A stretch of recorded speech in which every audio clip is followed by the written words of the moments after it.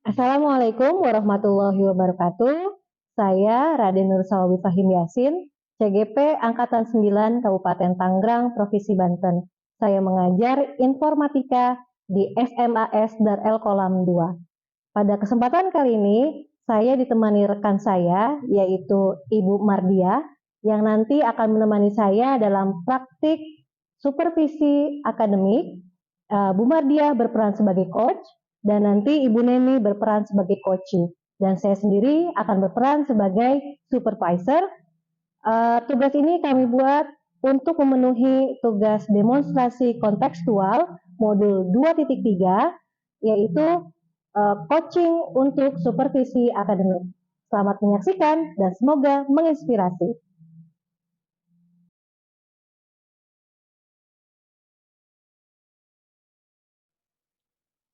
Assalamualaikum Ibu Mardia. Waalaikumsalam Ibu Abi. Bagaimana kabarnya hari ini? Alhamdulillah saya baik dan sehat. Ibu sendiri gimana kabarnya? Alhamdulillah baik, seperti yang Ibu lihat ya. Ya, terlihat sekali. Terlihat apa Bu? Terlihat dari senyum Ibu yang semangat sekali gitu. Masya Allah, Masya Allah. Nah Ibu Mardia, Alhamdulillah ya hari ini sengaja saya memanggil Ibu Mardia ke ruangan saya.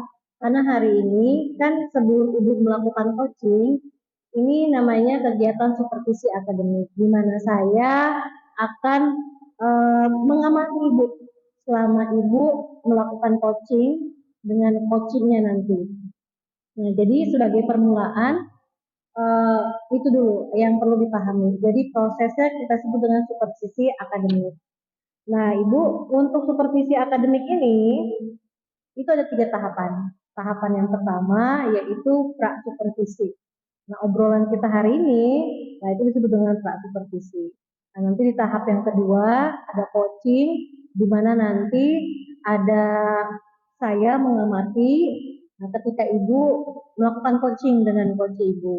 Dan yang terakhir ada tahap namanya pasca supervisi. Nah, di situ nanti saya akan memberikan hasil pengamatan saya selama saya mengamati kegiatan coaching Ibu. Nah, kira-kira itu Bu terkait supervisi akademik. Ada yang ingin ditanyakan? Cukup Bu? Cukup ya. Nah, ini pengalaman yang keberapa Bu? Mungkin kayaknya kedua kalinya. Kedua ya. Oke, ini sudah kedua kali ya. Mestinya Ibu sudah memahami betul ya terkait rubrik penilaian. Alhamdulillah sedikit memahami. Oke, nanti saya akan mengamati apakah sudah sesuai dengan standar alur tirta atau belum. Di situ apakah Ibu sudah menghadirkan kompetensi sebagai seorang coach gitu ya. Bagaimana Ibu memberikan umpan balik yang membangun gitu ya supaya nanti coachingnya bisa tergali. Nah, itu beberapa hal yang mungkin saya akan amati Bu ya terkait rubrik penilaiannya. Nah, baiklah Ibu, sebelum Ibu melakukan coaching di tahapan ini saya ada beberapa pertanyaan. Nah, Bu Mardia gimana? Siap Bu Mardia? Insya Allah siap. Iya. Nah, ini pertanyaan pertama. Saya ingin tahu nih, kira-kira Ibu Mardia kompetensi apa yang ingin Ibu kembangkan pada coaching kali ini?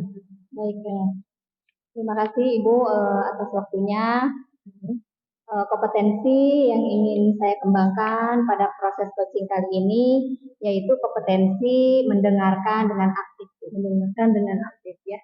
Nah, kenapa Ibu ingin mengembangkan potensi yang Ibu sebutkan tadi, mengembangkan mendengarkan dengan aktif ya, mendengarkan aktif ya.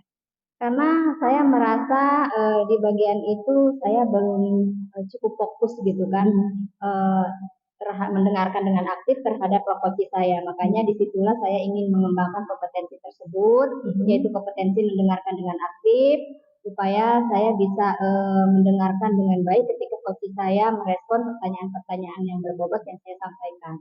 Jadi Ibu mau saya mengamati pada bagian ketika Ibu mendengarkan aktif ya, betul. Selama proses coaching. Ya. Nah, mesti kan ini ada berangkat dari apa ya yang Ibu rasakan dari ketiga kompetensi seorang coach. Kenapa Ibu memilih kompetensi yang mendengarkan aktif untuk dikembangkan lebih lanjut lagi. Iya.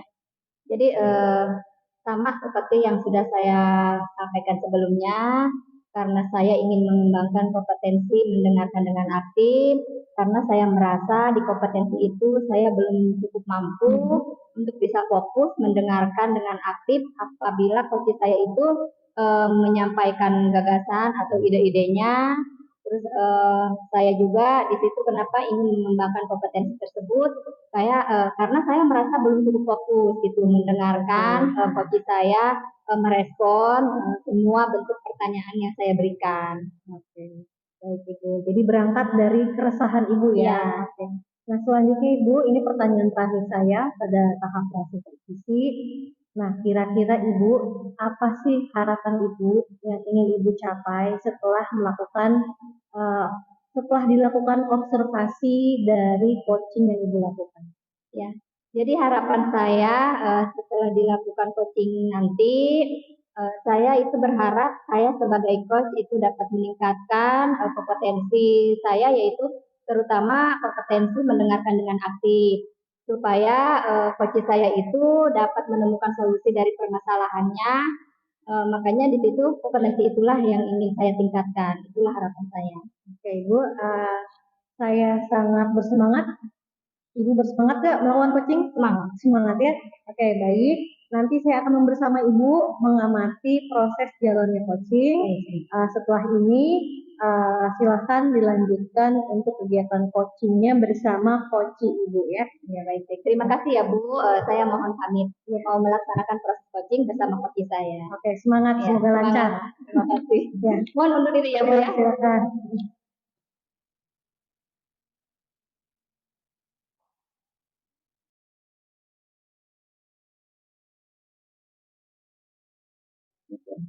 Mungkin Bu Neni terus kembali ke Biostop. Waalaikumsalam Ibu Neni. Silakan duduk Bu. Ya, terima kasih. Gimana kabarnya Ibu? Alhamdulillah saya baik dan sehat. Ibu sendiri gimana kabarnya? Alhamdulillah saya juga sehat. Oke baik. Cuman boleh minta waktunya sebentar nggak? Oh boleh dong. Sangat boleh sekali. Kira-kira ada yang bisa saya bantu Bu Neni? Iya, saya mau ceritain Ibu, mau curhat-curhat. Silakan. Ini Bu, saya akhir-akhir ini tuh merasa khawatir sama salah satu siswa saya nih Bu.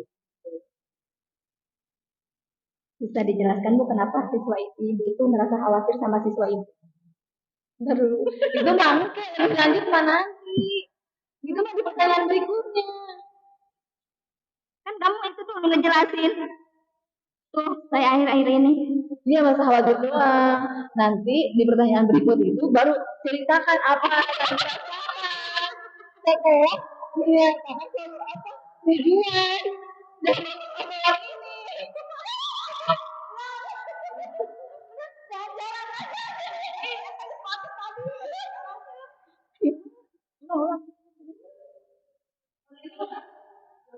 Nggak usah.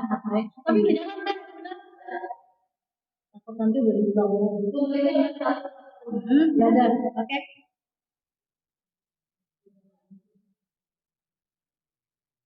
Assalamualaikum Bu Mas. Waalaikumsalam Ibu Neni. Oke. Baik silakan duduk Bu Neni. Ya terima kasih Bu Mas. Gimana kabarnya Bu Mas? Alhamdulillah saya baik dan sehat Bu. Ibu sendiri bagaimana kabarnya? Alhamdulillah saya juga baik Ibu. Oke. Ibu boleh minta waktunya sebentar? Tentu boleh dong. Silakan. Gini Bu, saya mau ada yang diceritakan nih. Saya akhir-akhir ini merasa khawatir sama salah satu siswa saya Bu. Gitu. Oke baik. Terus kira-kira apa yang Ibu harapkan dari obrolan kita nanti? Saya berharap sih saya punya solusi. Oke. Saya paham. Saya paham apa yang Ibu inginkan. Iya. Menginginkan solusi terhadap murid-murid Ibu yang tadi katanya Ibu itu murid khawatir terhadap murid-murid Ibu ya. Betul sekali. Betul sekali itu sesuai dengan yang saya harapkan dari pertemuan. Oke baik. Nah sekarang coba ceritakan kepada saya apa yang Ibu rasakan saat ini. Jadi saya itu punya salah satu murid. Salah satu murid ini jarang sekali masuk sekolah karena sering terlambat sering terlambat, sering kesiangan, akhirnya dalam 1 minggu itu hanya 1-2 kali saja ke sekolah gitu Bu. Dan saat saya tanya juga, dan memang ada salah satu beberapa hal yang menyebabkan dia jarang masuk sekolah itu Bu.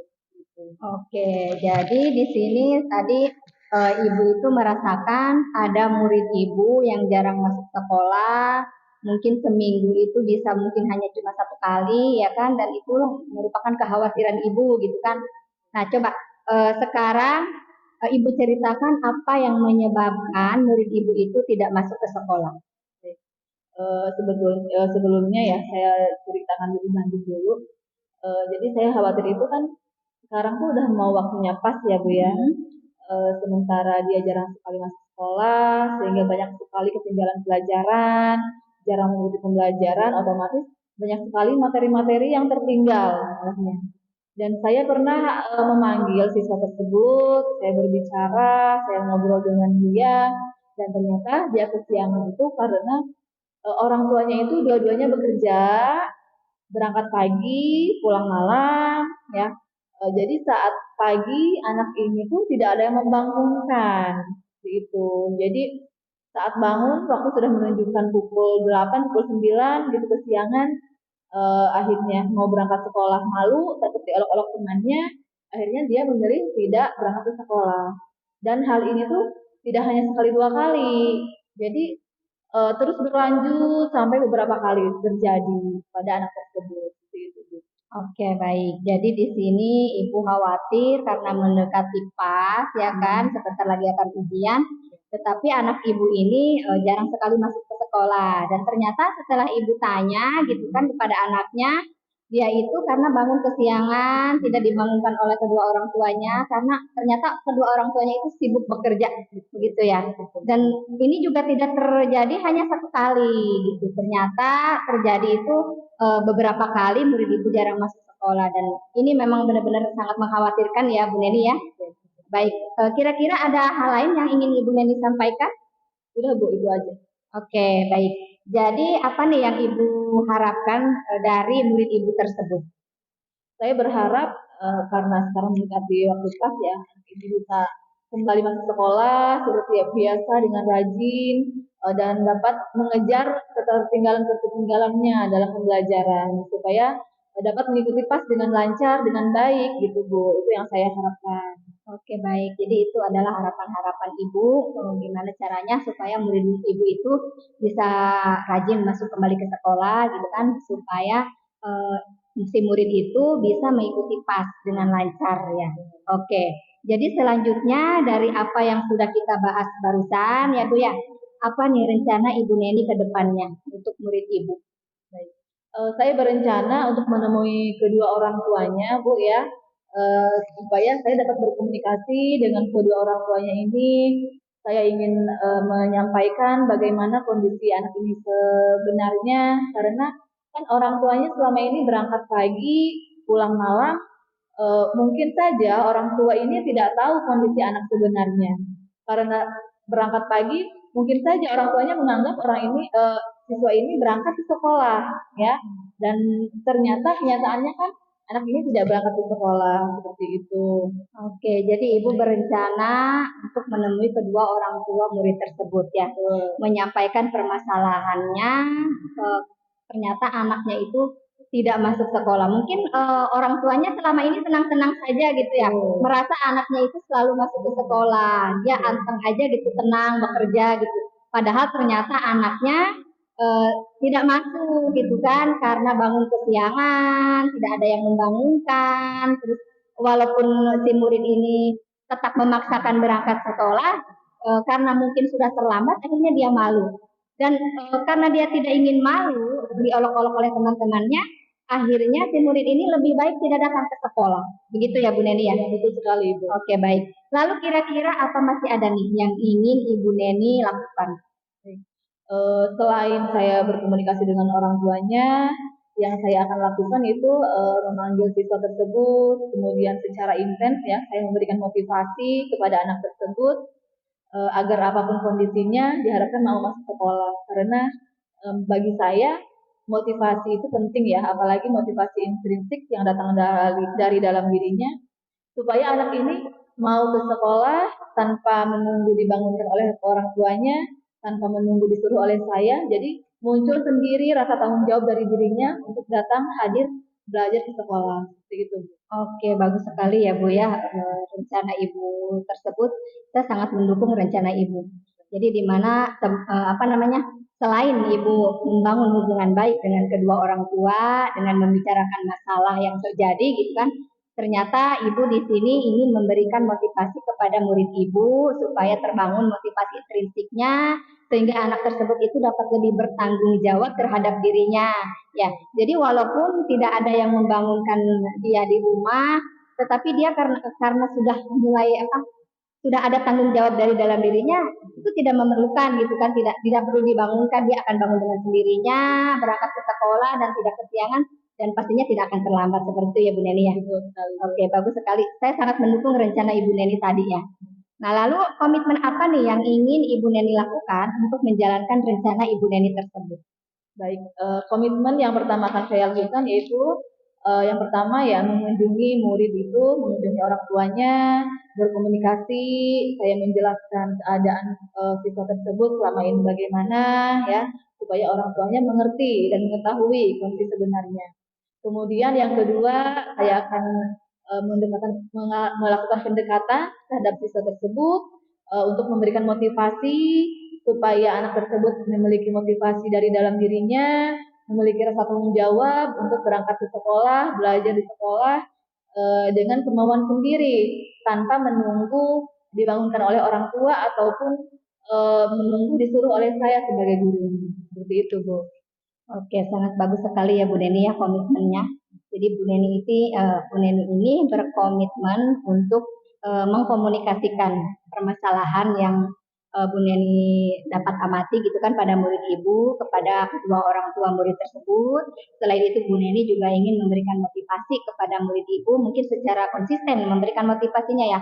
Karena kadang-kadang yang kita tahu anak itu mungkin setelah kita bilang atau setelah kita kasih arahan, sehari dua hari mungkin akan dilaksanakan gitu arahan dari kita. Tapi terkadang karena kitanya tidak konsisten, kadang-kadang mereka balik lagi ke awal gitu kan. Akhirnya terlambat lagi mungkin, kesiangan lagi, seperti itu ya Bu Neni ya. Oke. Terus kira-kira kapan nih Bu Neni itu akan melaksanakan rencana Ibu Neni tersebut? Baik. Karena ini waktu pas sudah sangat dekat ya Bu ya, dan banyak sekali ketertinggalan dari siswa ini, saya akan melakukan secepatnya, mungkin besok ya, besok saya akan lakukan rencana-rencana tadi supaya anak tersebut dapat segera masuk sekolah dan mengejar semua ketertinggalannya. Seperti itu, Bu. Oke, bagus sekali ya. Jadi pokoknya permasalahan itu tidak boleh kita tunda ya Bu Neni ya. Apalagi kan ini mendekati waktu pas gitu kan. Kalau misalkan anak terus-terusan tidak masuk sekolah, kasihan juga pada anaknya gitu kan. Takutnya dia tidak bisa mengikuti pas nanti itu dengan baik, dengan lancar. Makanya mungkin benar tadi kata Bu Neni, memang harus disegerakan karena masalah itu kan tidak boleh dibiarkan berlarut-larut ya, betul ya begitu Bu Neni ya.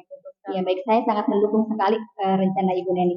Baiklah, terus selanjutnya, jadi gini Bu Neni ya, pastikan kalau misalkan kita menjalankan suatu rencana, tidak mungkin rencana itu kan akan berjalan dengan sendirinya, pasti memerlukan dukungan-dukungan dari berbagai pihak ya kan. Nah, kira-kira Bu Neni itu memerlukan dukungan itu dari siapa saja? Baik. Pastinya saya butuh dukungan ya dari berbagai pihak. Salah satunya yang pertama dari kepala sekolah sebagai pemimpin di tempat saya mengajar, sebagai pemangku kebijakan. Kalau ada dukungan dari kepala sekolah, tentunya saya nyaman melakukan semua rencana-rencana saya. Dan kemudian dukungan yang kedua dari rekan sejawat, karena rekan sejawat sudah pernah apa mengetahui kondisi anak tersebut ya, ada beberapa di antara yang sudah mengetahui, jadi saya bisa berkomunikasi dengan rekan sejawat tersebut. Kemudian yang ketiga dukungan dari orang tua karena anak itu kan waktunya itu lebih banyak di rumah ya, jadi otomatis orang tua bisa memberikan motivasi-motivasi lebih banyak kepada siswa, dukungan dan juga bisa membantu dalam rencana ini. Seperti itu Bu. Oke, bagus sekali ya. Jadi Bu Neni di sini memerlukan dukungan dari kepala sekolah karena kepala sekolah itu adalah yang mempunyai istilahnya kepentingan tertinggi ya di sekolah kita gitu. Karena masalah ini kan kepala sekolah juga berhak tahu gitu kan, dan kita mungkin bisa juga mendapatkan solusi-solusi dari kepala sekolah. Nah selain itu Bu Neni juga tadi membutuhkan dukungan dari rekan sejawat ya kan, karena biasanya kan rekan sejawat itu tempat kita curhat gitu kan.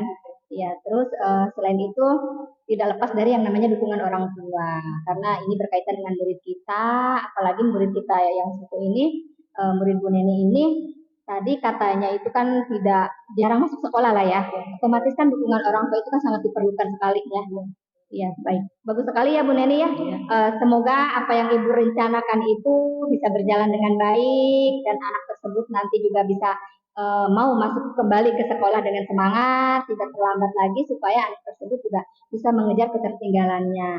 Nah, jangan lupa ya Bu Neni, nanti kalau misalkan progres ini terlihat, maka datang kembali, kita berdiskusi kembali, apakah ada peningkatan dari rencana yang sudah Ibu ingin lakukan tadi, ya kan?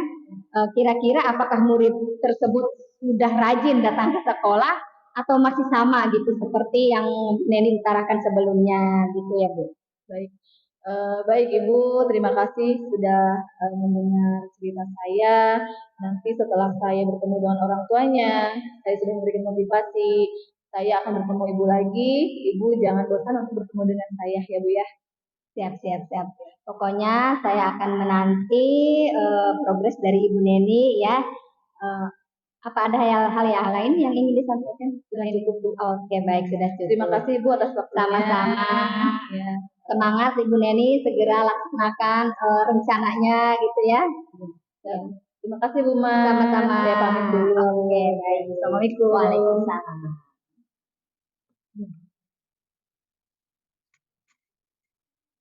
Alhamdulillah sudah selesai ya.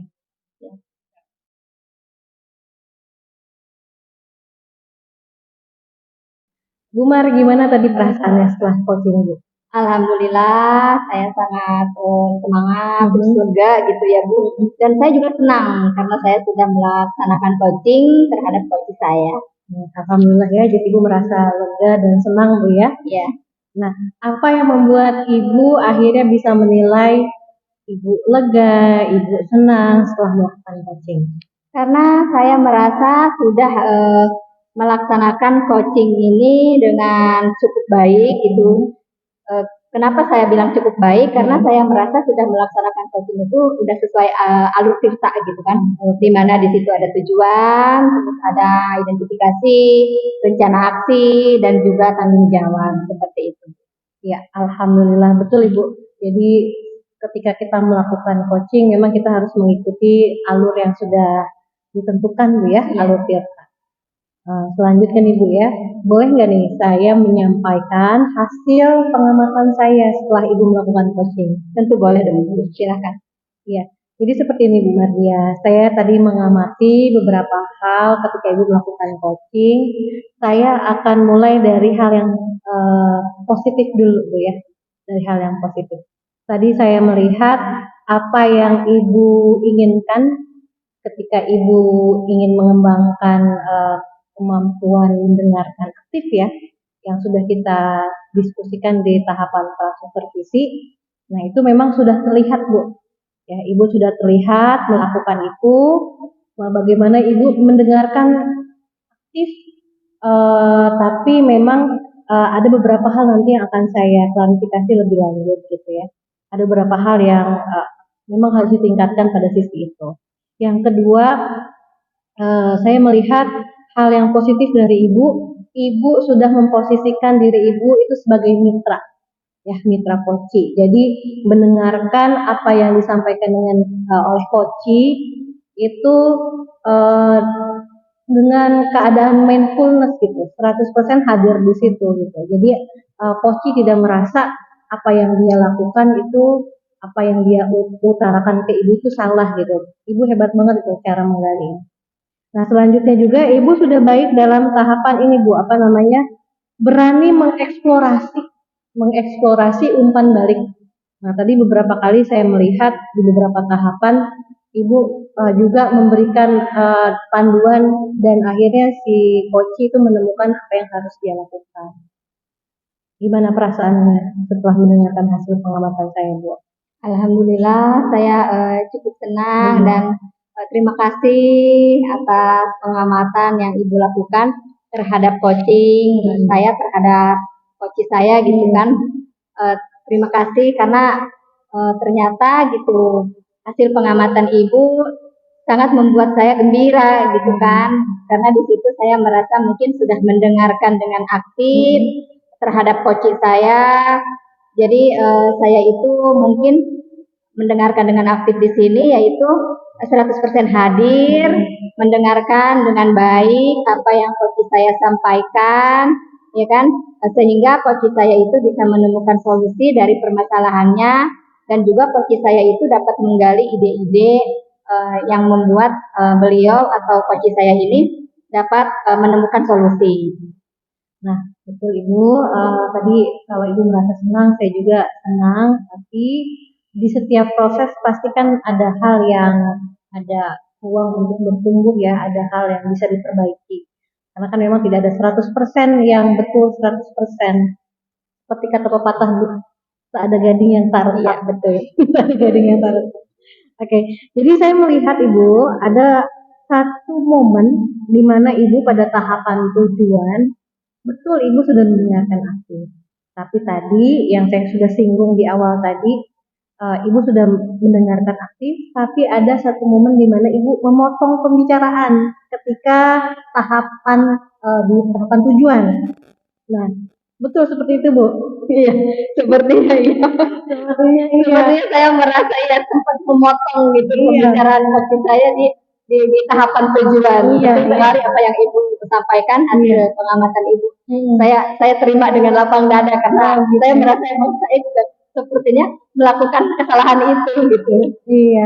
Nah, ketika Ibu melakukan itu, tapi saya senang Bu, selanjutnya di tahapan berikutnya ada perbaikan. Nah, jadi memang yang saya lihat yang perlu Ibu tingkatkan ketika mendengarkan aktif, jangan sampai kita memotong apa pembicaraan dari coach kita. Nah, selanjutnya Bu, kalau begitu mulai sekarang kita sama-sama belajar bagaimana menjadi seorang coach yang tidak hanya hadir jiwanya, tidak hanya hadir fisiknya, tapi jiwanya juga, gitu ya. Jiwanya itu seperti apa?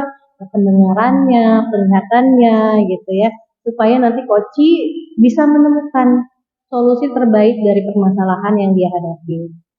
Nah, Ibu, selanjutnya saya mau tanya, dari diskusi kita ini, kira-kira apa yang sudah Ibu bayangkan akan dilakukan untuk meningkatkan performa Ibu yang tadi sudah kita sepakati, Ibu ingin mengembangkan kemampuan mendengarkan aktif. Ya baik. Karena ternyata hasil dari pengamatan Ibu Abid pada kegiatan coaching yang saya lakukan di situ pada tahapan tujuan, ternyata saya tidak cukup mendengarkan dengan aktif di tahapan itu, di mana pada tahapan itu saya sempat memotong pembicaraan coach saya. Maka kedepannya saya merencanakan untuk dapat meningkatkan kemampuan saya tersebut, terutama di kompetensi mendengarkan dengan aktif, di mana kedepannya itu saya tidak akan memotong kembali gitu kan apa yang coach saya sampaikan.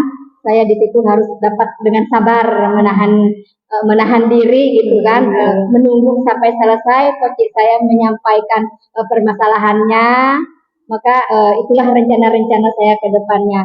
Memang saya menyadari Bu, gitu kan, pada tahapan tujuan saya melakukan kesalahan gitu. Tetapi maka dari itu saya sadar gitu kan.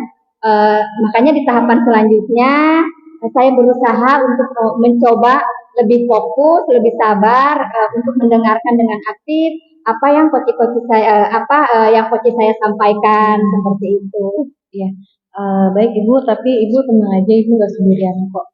Dulu juga waktu awal saya menjadi coach, saya pernah melakukan kesalahan itu. Jadi itu wajar, nah, itu normal gitu ya. Yang salah itu kalau misalnya kita tidak tahu salahnya di mana, dan kita tidak tahu harus memperbaikinya seperti apa. Iya betul. Nah, maka dari itu inilah fungsi dari supervisi akademik gitu ya. Nah, ini mohon izin Ibu, hal-hal yang tadi sudah kita diskusikan, lalu hasil pengamatan, saya akan isi dalam form supervisi akademik. Nah, nanti di situ Ibu bisa melihat kembali. Jadi ini sebagai panduan, sebagai rujukan buat Ibu untuk perbaikan ke depannya, gitu ya. Siap-siap Bu. Nah, Jadi POM itu bentuk perbaikan saya nanti ke depannya, maka pastinya akan sangat berguna sekali untuk kegiatan coaching saya selanjutnya ya kan Bu ya.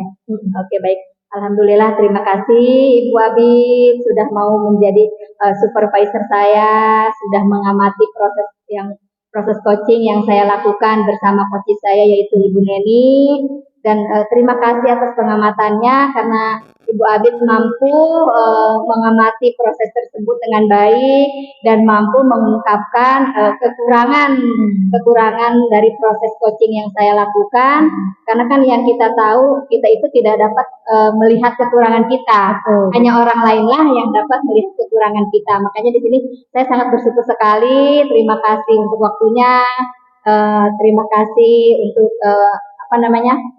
pengamatan yang Ibu lakukan. Ada lagi Ibu? Sepertinya cukup ya. Alhamdulillah. Ini akhir dari hasil diskusi kita di pasca supervisi. Mudah-mudahan apa yang saya share ke Ibu sedikit banyaknya itu saya hanya melihat dari apa yang perlu diperbaiki. Jadi tidak ada, karena memang faktor subjektivitas tidak ada. Jadi murni itu hasil pengamatan saya dan mudah-mudahan membantu untuk perbaikan ke depannya. Oke baik, terima kasih. Silakan Ibu boleh kembali. Saya mungkin mohon pamit ya Bu ya, undur diri. Pokoknya sebelumnya terima kasih untuk semuanya ya Bu ya. Saya permisi dulu. Ya, Assalamualaikum. Waalaikumsalam.